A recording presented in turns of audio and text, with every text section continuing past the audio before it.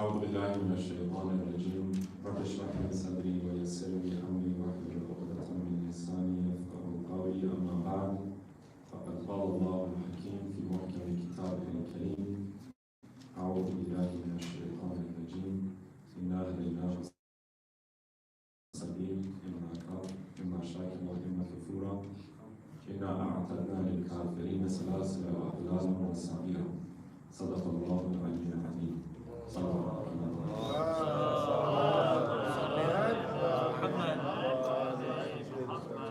Assalamu alaikum wa rahmatullahi wa barakatuh. Last night we spoke a little bit about this ayah of Surah Insaan, in which Allah says that He has created mankind, فَجَعَلْنَاهُ سَمِيعًا بَصِيرًا. We said that it is important for us as human beings to open our eyes and our ears to allow for Allah to guide us through His creation, through the advice that we get from those around us, from those who care about us, and as well for us to be open to Allah's revelation in whatever form that may take.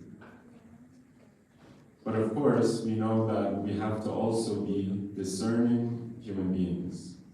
He said that we live in a world and in a day and an age in which everyone gives their opinion and everyone thinks that they are an expert. So opinions are free in our time. And in particular, from people who know whether little or nothing about what they speak. And it's difficult for us to now distinguish between what is right and what is wrong. When you have so much information, in a world of information, of data, sometimes it becomes difficult to tell between the truth and falsehood. There's all of these different dimensions of a single issue.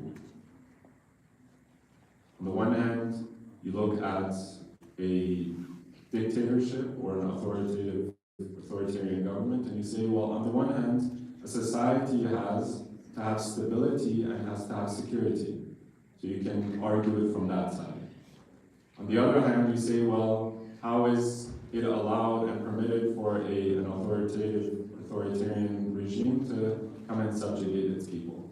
There's so many different ways of looking at a single issue that sometimes we get confused. And so we have to be particularly discerning in terms of the information that we get. Just one example of this is an example from the lifetime of Rasulullah Muhammad al-Mustafa sallallahu alayhi wa sallam, in which it is said that the Prophet he entered into the masjid and he saw that there was a group of people surrounding a single individual. Rasulullah asked, who is this person? The response came, this is al-allama. This is not just a regular scholar, this is a very brilliant and very knowledgeable scholar, al-allama. The Prophet asks, he says, mal allama, what is it? What is an allama? What is this person so knowledgeable about? They said that this person is knowledgeable about ayyamul jahiliyyah, wal-ash'ar al-arabiyya, and all of the things that occurred, ansab al-arab, the genealogy of the Arabs. This person knew about the history of the Arabs, the different families and the different tribes, the most significant events in Arabia and amongst the Arab tribes. This person knew and knows all of this Arabic poetry, all of these different things, these different pieces of information. The Prophet says that, okay, that's not bad. That is some sense of what knowledge is, but he says, ذَلِكَ الْعِلْمُ لَا يَضُرُّ مَنْ جَهِلَهُ وَلَا يَنْفَعُ مَنْ عَلِمَهُ. Prophet is saying you have to be discerning about what you listen to and what you pay attention to, what you care about as a Muslim. That knowledge that this person has it does not harm a person who is ignorant of it.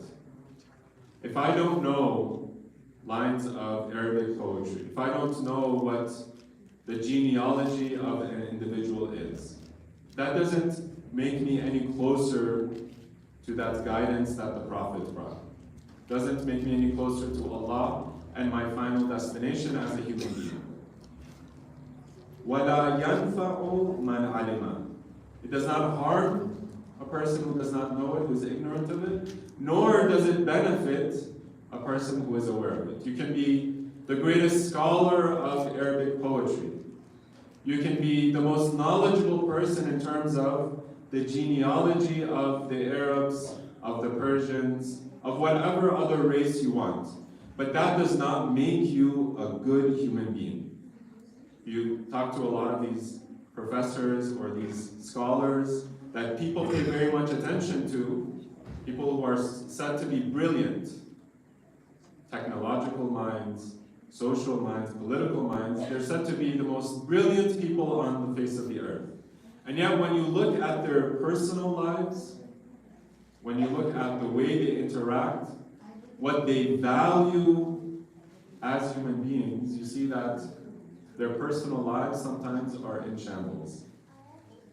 Their akhlaq and their behavior and their etiquette towards other people is almost as though they are tyrants when they act and they behave with other people.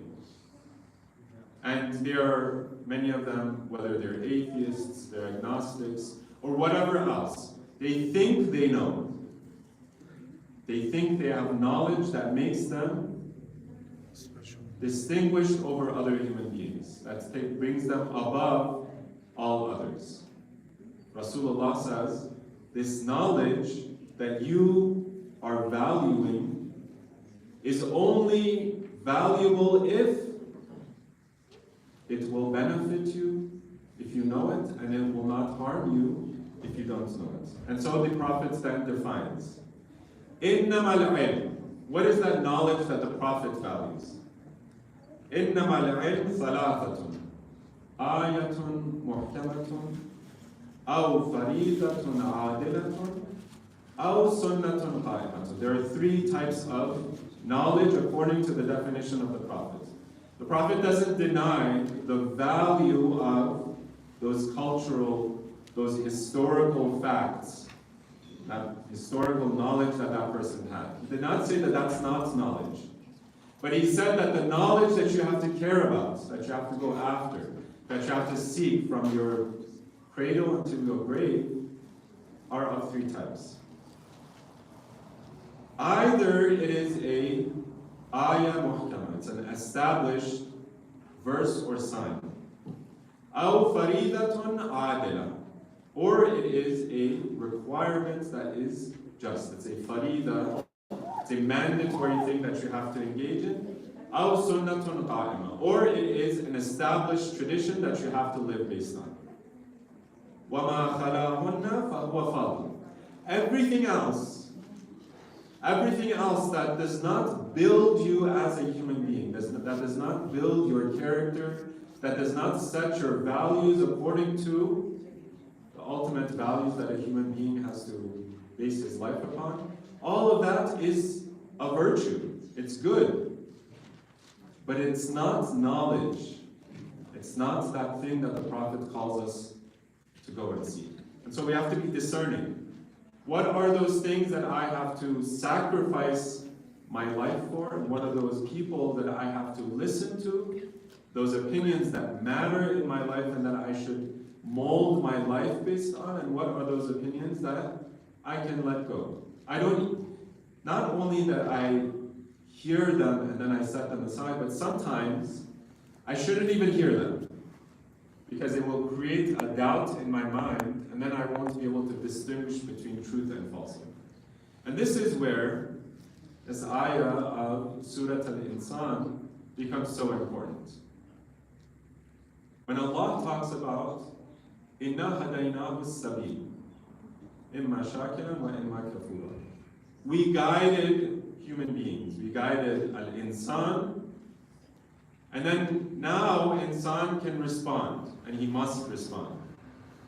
He is either grateful or he is ungrateful. He's either shakir or he is kafur. He is kafir. What is the hidayah that God talks about in the Quran? On the one hand, we see that the Quran talks about hidayah towards Allah. But this is not the only form of hidayah that God talks about. The ayah that comes after this, Allah says, Inna a'tadna lil kafirina salasila wa aghlalan wa sa'ira. Those who are kafir, those who disbelieve, who are ungrateful of the blessings that we have given them, we have prepared for them. We have prepared for them, meaning in the past tense. A'tadna. We have prepared for them chains and the iron collars and a great blazing fire. So, either we are opening ourselves up to that hidayah, or we are being ungrateful of God's guidance. If we want to understand how to be grateful, how to not be a kafir and ungrateful towards Allah's guidance, we have to know what guidance is. There are different forms that God talks about guidance in the Quran. One is when Allah says that Allah guides the mu'mineen towards Himself. Allah brings the mu'mineen closer to Himself. إنما ولي الذين آمنوا يخرجهم من الظلمات إلى النور. God is the wali of the mu'mineen. This we say in Ayatul Kursi. Ayatul Kursi sometimes we think is just ayah 255 of Surah Al-Baqarah. But we have in some of our ahadith from the Ahlul Bayt that say that there are 3 ayat that are part of this Ayatul Kursi. The third ayah is إنما ولي الذين آمنوا يخرجهم إنما الله صلى على محمد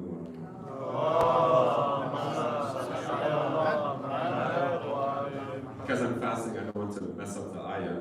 Allah says, God is the wali of the mu'mineen. And He takes them outside of dhulumat into nur. So this is God's guiding of the mu'mineen. Right? We also have it in the beginning of Surah Al-Baqarah. ذَلِكَ الْكِتَابُ لَا رَيْبَ فِيهِ هُدًى لِلْمُتَّقِينَ. It's a hidayah, it's a source of hidayah not for everyone, but specifically for the muttaqeen. That is one form of hidayah that the Quran talks about. There is another form, however. And that is the form that partially this ayah of Surah Insaan speaks about. Inna hadaynahu sabil. God guides towards the path. Now the response of human beings, on the one hand you have the hidayah which is specific to the mu'mineen, which takes them outside of darkness and into light, which is a guide for the muttaqeen. It's a way and a means by which Allah takes our hand and He brings us closer. On the other hand, we have another form of hidayah in which Allah presents His guidance and He allows us to make our decision. He gives us the resources for us to flourish and for us to bring that potential that we have to fruition. Almost like a gardener. What does a gardener do? He sets the seed, and then he pours the water, and then whatever potential there is in that seed, over time, with the right nutrients and with the right care, that seed grows into the flower that it is supposed to be. Give the example of our own children. Sometimes our parents do this for us.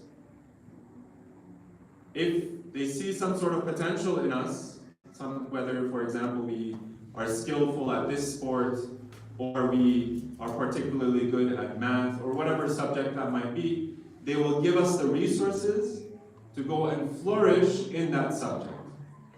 But sometimes we are so adamant about doing something. Sometimes we are so adamant about making our own mistakes that our parents allow us the space to make that mistake. They allow us the ability to flourish in our mistake. And so, Allah also has a very similar path.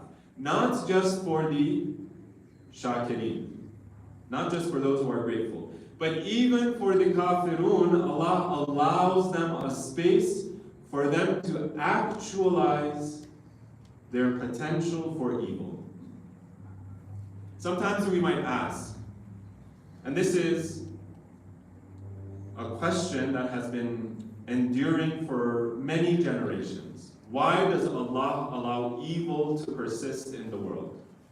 We look at the political situation, for example, in the Middle East. There's all of these crises after crisis. These governments that come and establish themselves and then subjugate the local population. We wanted to give examples. The examples are very much in our face. Whenever we turn on the news, we see it every day. Why does God allow for that evil to exist? Why doesn't God cut off, for example, a government which is subjugating the local population?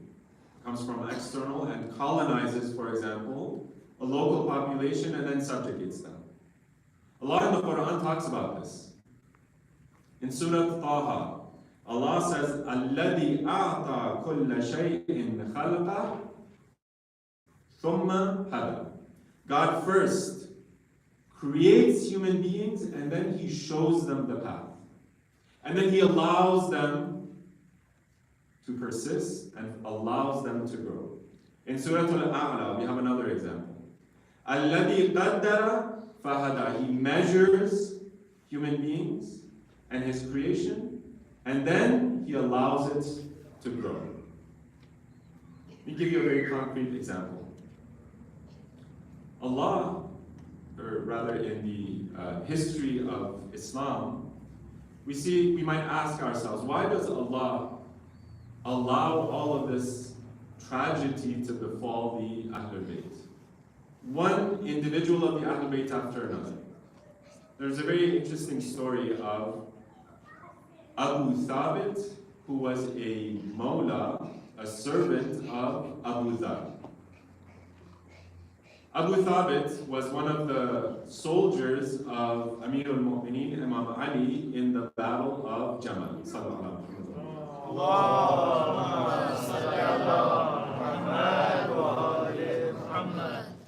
It is said that Abu Thabit one day comes to the city of Medina, the city of the Prophet, and he wants to get an audience with the wife of the Prophet, Salama. And it is said that Abu Thabit, when he finally, after some time, is able to get an audience with Salama, is able to speak with her, have a conversation with her, it is said that Salama asks Abu Thabit, "What did you do in Jamal?" And then Abu Thabit, he gives this account. He says that on the day of Jamal, the battle of the camel, we were all standing in rows in the army of Amir al-Mu'mineen. And we were preparing ourselves for the battle that was about to ensue. And it is said that when Abu Thabit himself is describing this, he says, when I saw Aisha, al-Mu'mineen, the wife of the Prophet, I had this fear struck my heart. A sense of unsteadiness, a sense of unsurety about what I should do at this point.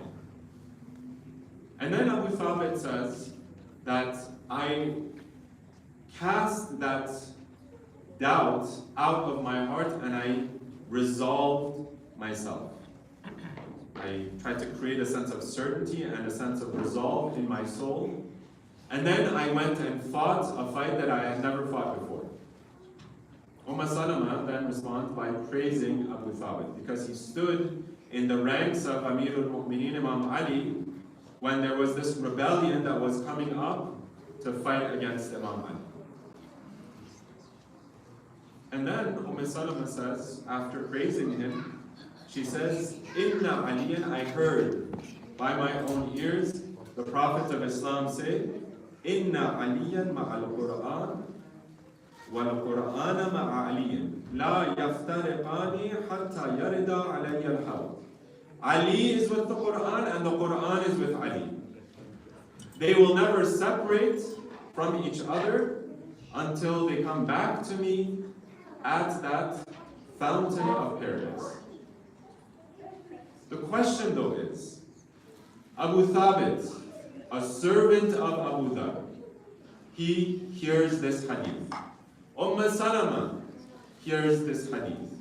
Even Aisha would have heard this hadith. Talha, Zubair, all of the companions of the Prophet hear this ahadith about Imam Ali. The question becomes, why was it that the name of Imam Ali was cursed on top of the member of Rasulullah, not just for 100 years? I mentioned this last night. But it's an interesting point that for over 200 years it is said that the people who would gather the ahadith of Rasulullah, a group who was known as the scholars of hadith, Ahlul Hadith is how they were described. These people, these scholars, are said to be some of the most staunch opponents of Amir al-Mu'mineen. It becomes so difficult for the scholars of the Muslims, for the Shia of the Muslims, and even the non-Shia, to even recite a fadila of Amir al-Mu'mineen. It said that this very famous scholar, Ahmad ibn Hanbal, who lived 200 years after the life of the Prophet, it said that when he comes around, he hears the people of Sham saying that we don't accept Imam Ali as the fourth Khalifa. We suffice ourselves with Uthman. It's the first Khalifa, the second Khalifa, and then our third Khalifa, and the end of the true Khilafat was with Uthman. Ali is not a proper Khalifa. There were people who would curse Imam Ali amongst the scholars, not just amongst the lay people.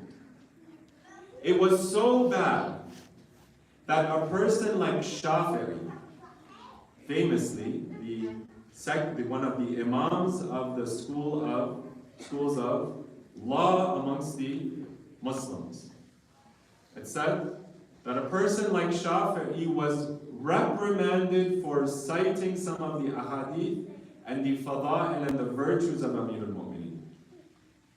Becomes so bad that the students of Shafi'i, they say, whenever we recount a virtue of Amir al-Mu'mineen, we are considered to be amongst the Shia, amongst the Rawafid, those people who reject the Khulafa. Just by naming a hadith, just by naming a virtue of Amir al-Mu'mineen. It becomes to such an extent that Shafi'i is now forced to cite poetry, to write verses of poetry in praise of Amir al-Mu'mineen. Now, whether these poems are exactly the way Shafi'i cited them or not, that is beside the point. The fact is that the history of the Muslims, sometimes we take it for granted. We say the Khulafa Rashidun, the fourth at least, we all accept as Muslims, is Imam Ali. But for a very long period of time, Imam Ali was not only rejected as a Khalifa, but he was cursed. And so Shafi'i responds with this line of poetry. He says, Ya ala bayti Rasulillah hubbukumu fardun min Allahi fil Qur'ani anzala. O family of the Prophet of Allah, your love is a wajib, it's a mandatory act that Allah has placed and has revealed in His Qur'an. يَكْفِيكُم مِّنْ عَدِيمِ الْفَخْرِ أَنَّكُمْ مَنْ لَمْ يُصَلِّ عَلَيْكُمْ لَا صَلَاةَ لَهُ. It is sufficient virtue for you, O family of the Prophet, that whoever recites their salat without sending salat on you has not completed their salat. Sallu ala Muhammad.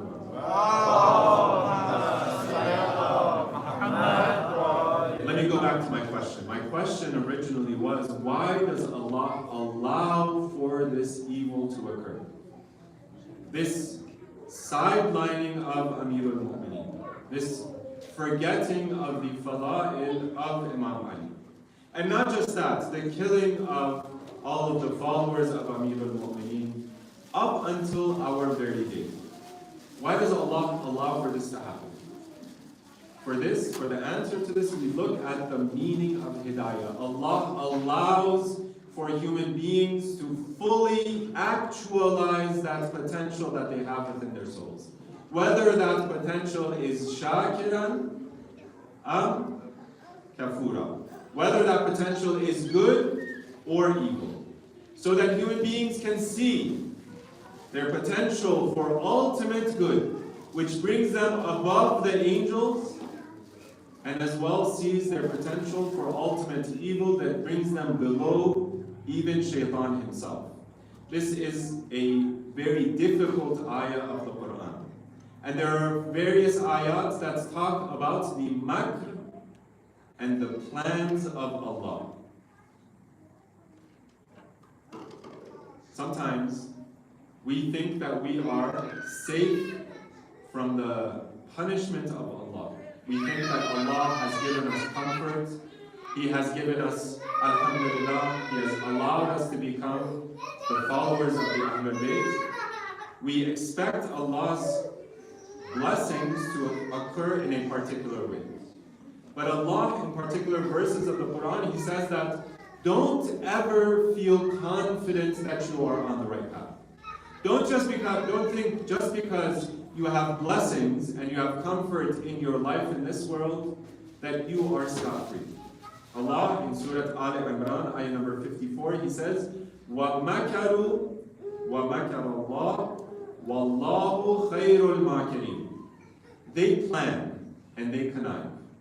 And then Allah connives and He plans, and Allah is the best of planners. In Surah Al-A'raf, Allah says, وَالَّذِينَ كَذَّبُوا بِآيَاتِنَا سَنَسْتَدْرِجُهُمْ مِنْ حَيْثُ لَا يَعْلَمُونَ وَأُمْلِي لَهُمْ إِنَّ كَيْدِي مَتِينٌ. It's almost like Allah has set a trap for those who are kuffar and for those who reject His signs. Allah has set the trap, and He says that we are guiding them to our trap. And we will set the trap and we will catch them at a moment in which they did not expect, which they did not know. وَأُمْلِي لَهُمْ, and we will give them time.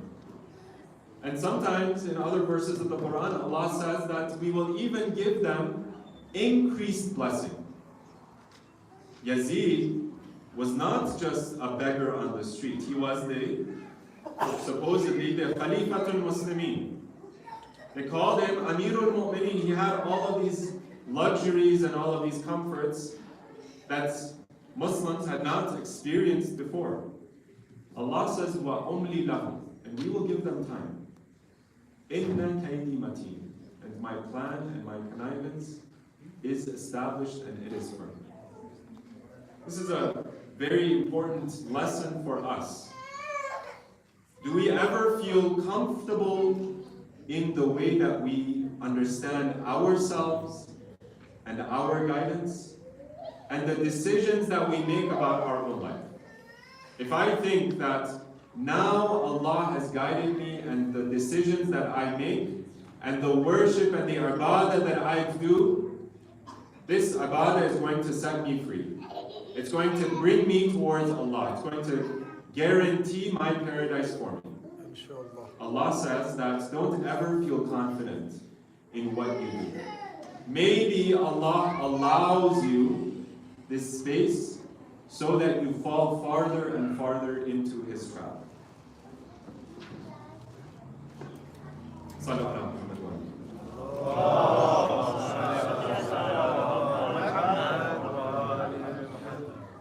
And this is where we see the beauty of the words of Amir al-Mu'mineen. Amir al-Mu'mineen doesn't say that this is a world of evil, of contempt, of lowliness, of baseness. Amir al-Mu'mineen, in the words of Imam Ali, we see that he does not condemn this world. He actually says that this is a world which shows its true nature to you. This is the beauty of the words of Amir al-Mu'mineen. Sometimes we think that Amir al-Mu'mineen said that this is a world which you should stay away from. This is a world that you should not invest in. They said that in Nahj al-Balagha, and this is my final word before we talk about the Masa'ib. There's this story that is mentioned in Nahj al-Balagha in which Amir al-Mu'mineen hears a person censuring and insulting the world, saying that this is a world that has brought me trial and tribulation, has made me poor, has separated everyone that I love from me, has brought death to those who I love and who I hold dearest. So this person, Amir al-Mu'mineen hears this person insulting the world. Amir al-Mu'mineen's response is not to say that you are saying the truth. He is saying, أَيُّهَا الدَّامُ لِلدُّنْيَا, a person who censures and criticizes the world. Al-Mughtarru bi-ghururiha, a person who has been beguiled and been deceived by the world. تَذُمُّهَا بِغُرُورِهَا أَأَنْتَ الْمُتَجَرِّمُ عَلَيْهَا أَمْ هِيَ الْمُتَجَرِّمَةُ عَلَيْهِ. Did she do the world? Did the world cause you some sort of pain? Or commit a crime against you? Or did you commit the crime against the world? The world has shown to you what your final end is going to be. The world has shown to you that you take care of your parents, but then at some point you're going to try to bring your parents back to health, and yet you can't. The world has shown you where the grave of your own parents lies, and it has set this example for yourself that this is going to be your end as well. And so the world is not a place of evil. The world is not a place of misfortune. The world is a place which brings out those true potentials within our soul. And so we have to set our eyes straight. We have to plan our lives in a way that we bring ourselves closer to that guidance that Allah has promised to the mu'mineen. The world is a place of bala. And bala means, in the words of the Quran, bala means trial. It means an examination. How am I going to pass this examination? Let us turn our minds and our hearts to Kufa. Sallallahu alayka ya Rasulallah. Sallallahu alayka ya Amir al-Mu'mineen. Sallallahu alayka ya Fatima al-Zahra. Sallallahu alayka ya Hasan al-Mujtaba. Sallallahu alayka ya Aba Abdullah. Ya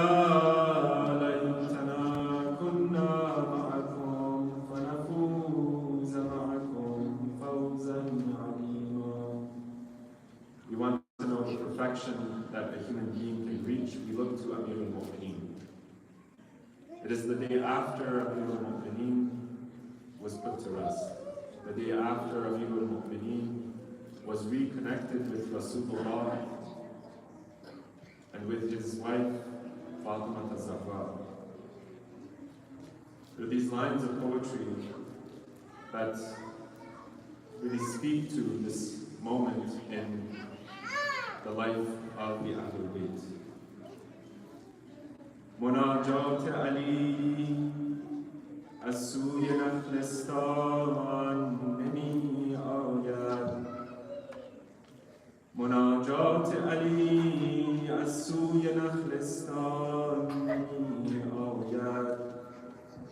صدای دلنشین شاه انس و جان نمی آید. به جای صوت قرآن چو شده که از خانه حیدر نوایی جز صدای ناله و فغان نمی آید. We don't hear anymore those munajat of Amir al-Mu'mineen. We don't hear anymore those munajat of Amir al-Mu'mineen. We don't hear anymore the sound and the voice, that beautiful voice of Amir al-Mu'mineen. Instead of the words of the Quran being spoken and being recited from the house of Imam Ali, we only hear cries and wails and woes from the house of Amir al-Mu'mineen. یتیمی دامن مادر گرفته اشک می‌ریزد که ای مادر، که ای مادر، چرا غمخوار ما طفلان نمی آید. Even that orphan child, he holds on to the robes of his mother and he asks, crying and shedding tears, and he asks his mother, why is it that that man who cared for me not coming anymore?